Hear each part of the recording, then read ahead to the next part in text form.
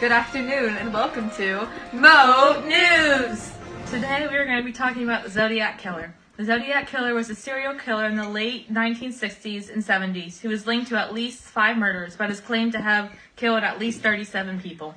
There were letters sent by the Zodiac Killer between groups of murders, written in code containing hints about his identity and details about his murders.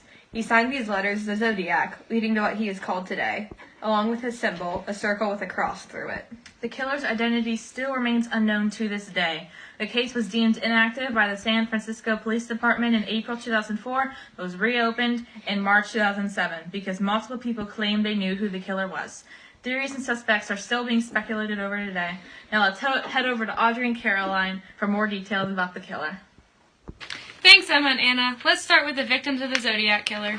In Santa Barbara, California, June 1963, 2 seniors in high school, Robert Domingos and Linda Edwards, were at the beach, and they didn't come home that night. Their bodies were found in a shack, bound with rope.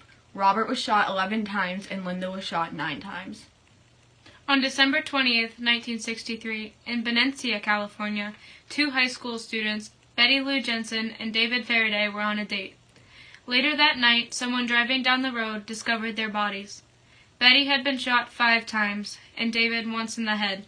They both died shortly after.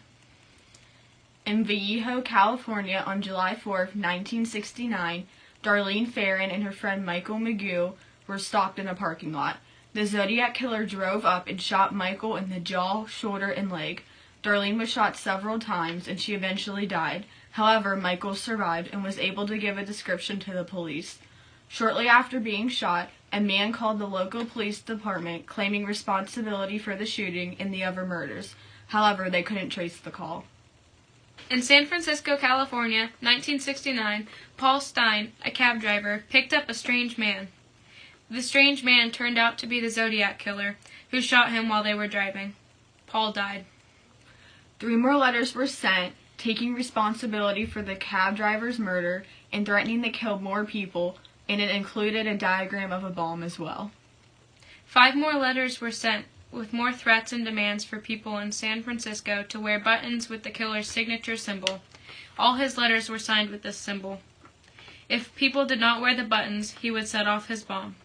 He also confessed to torturing and killing more people. The letters kept being sent until 1974, until they mysteriously stopped. Back to you, Emma and Anna. Thanks, Caroline and Audrey. Now let's talk about some of the suspects.